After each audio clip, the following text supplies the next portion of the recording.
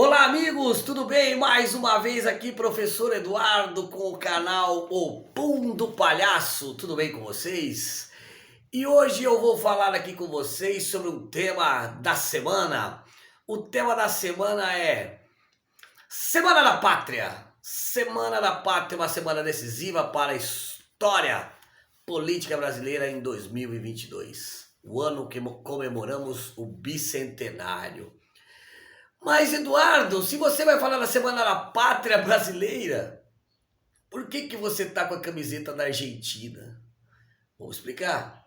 Primeiramente, amigos, nós temos uma grande relação com nossos irmãos. Que relação é essa? Além da relação comercial, uma disputa saudável no campo, no gramado, mas também nós compartilhamos um passado em comum, um passado colonial, um passado onde nós fomos, né, enquanto países, enquanto colônias, nós fomos explorados, um povo explorado, sofrido, que ainda preserva muita desigualdade e ainda luta para ter a sua cidadania reconhecida, né? Povos indígenas, tanto lá quanto aqui, o racismo, a questão da pobreza e a questão da democracia também, tanto lá quanto aqui, nós sofremos muito com grandes e graves ditaduras militares, não é?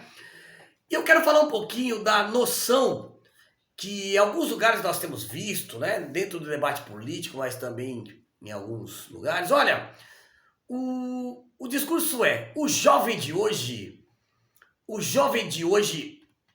lhes falta, ou lhes faltam para os jovens, né, um sentimento nacionalista. Eles não são mais amantes da pátria como em tempos de outrora. Ora, meus amigos, vamos falar desse tema, nacionalismo. Nacionalismo.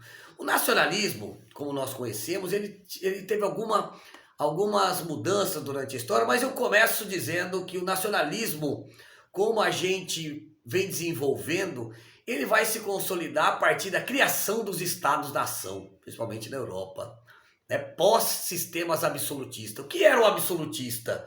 O senhor absolutista, o monarca, o príncipe, ele se considerava dono da nação.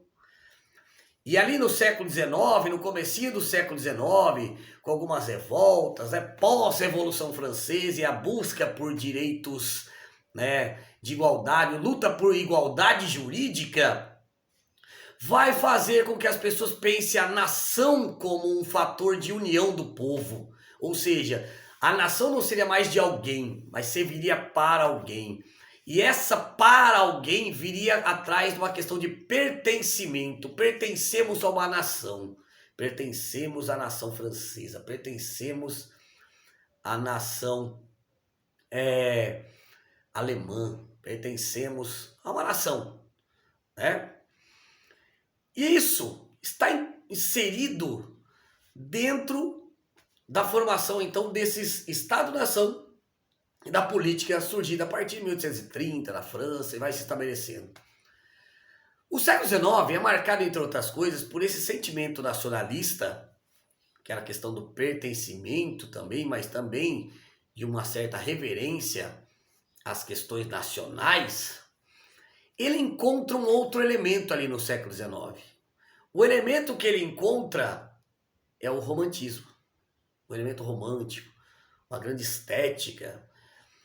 E nessa confluência entre romantismo e nacionalismo, surge um tipo particular de nacionalismo que ele pende a deixar a racionalidade para lá. Aquela racionalidade que eles dizem, olha, temos que ter uma nação e essa nação significa pertencimento, somos povos de uma mesma nação.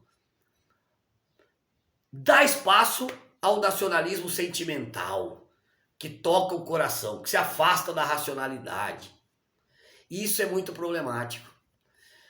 É problemático porque ele vai gerar, em certo momento, o amor à sua nação, à pátria, ao Estado, uma coisa que você idealiza, ela vai ficar acima das pessoas e acima até dos outros povos, né, enquanto importância. Ou seja, o mais importante é aquilo que eu sinto. O mais importante é a minha identidade. Isso vai ter um grande problema ali no século XIX, né? Que vai gerar xenofobia, vai gerar aversão ao que é do outro. E aí, meus amigos, tá lá, resultado! Primeira Guerra Mundial e Segunda Guerra Mundial, e ali no meio de tudo isso, um sentimento ufanista que não leva ninguém a lugar nenhum, que não respeita os povos, que é o nazismo, o nazifascismo, que vai fazer um mal muito grande até a gente começar a se estabelecer. Fomos conturbados para o século XX, com muitas revoluções, muitas tentativas de dizer, olha, o que seria identidade nacional, qual a relação dos países com os outros, está lá a União Soviética para trazer uma nova forma de relação, que aí você pode, né, com a sua própria ideologia dizer se você acha bom ou se acha ruim, mas ela deu um novo sentido. E aqui no Brasil, quando nós estamos pertinho do fim do século, nós tivemos então uma nação, porque não há possibilidade, meus amigos, da gente amar como eles querem que a gente ame no século XIX, amar uma nação escravocrata, escravista. Como que nós podemos amar isso? Porque, como eu disse a vocês, o amar tem que ser pelo povo primeiro. Não existe nação sem povo.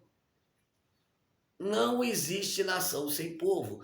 Portanto, quando nós chegamos no século XX, tentando construir a nossa nacionalidade, passando por viés modernistas, passando por viés industrializantes, passando por viés nacionalistas dentro do regime militar, chegamos em 1988, com a Constituição Cidadã, e aí nós dissemos sim, a nossa independência passa pelo estabelecimento da Constituição Federal de 88 e suas conquistas e seus objetivos. Que é isso que se trata. A Constituição tem seus objetivos que nós vamos buscar. E aí está a construção da nação brasileira. E é aí que está o nosso amor. É aí que deveria estar o nosso amor. Mas de um jeito a gente olhando esse amor, mas racionalizando em todo o processo. É racionalizar a partir do grande processo de estabelecimento da Constituição que vai trazer a igualdade de direitos, a luta contra a discriminação, a luta por um país mais justo. Então não é uma camisetinha aqui que vai trazer pra gente, vai dizer que eu sou mais ou menos brasileiro do que uma pessoa que veste uma camisa da CBF. Vocês não são mais brasileiros do que eu. Ninguém tem o direito de dizer quem é mais brasileiro que quem. Mas a defesa hoje de uma pátria, a defesa hoje de uma nação passa pela defesa dos valores democráticos que nós temos na Carta de 88. Portanto, a independência do Brasil só começa a fazer sentido para a gente quando a gente tem a conquista de direitos e a possibilidade de um futuro ter uma nação melhor, e não uma nação escravocrata, e não uma nação que não dá direitos a minorias. Então, a nossa lealdade não é a símbolo, nossa lealdade é ao povo. E como diria Ulisses Guimarães em 1988, na promulgação da Carta de 1988, o inimigo da Constituição também é o inimigo da pátria. Portanto, você é um patriota? E eu também. Nós patriotas defendemos então a Constituição e nada fora dela, porque é ela que garante a nação brasileira. Um beijo no coração, vamos amar nossos conterrâneos, mas também entender que o nacionalismo ele não pode ser exacerbado para a gente também não começar a odiar as pessoas que envolvem, têm histórias parecidas com as nossas e de qualquer lugar do mundo.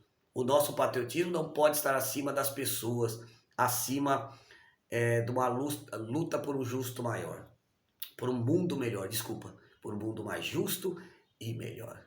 Um beijo no coração, Eduardo Lima fica aqui, espero vocês para o próximo Pum do Palhaço.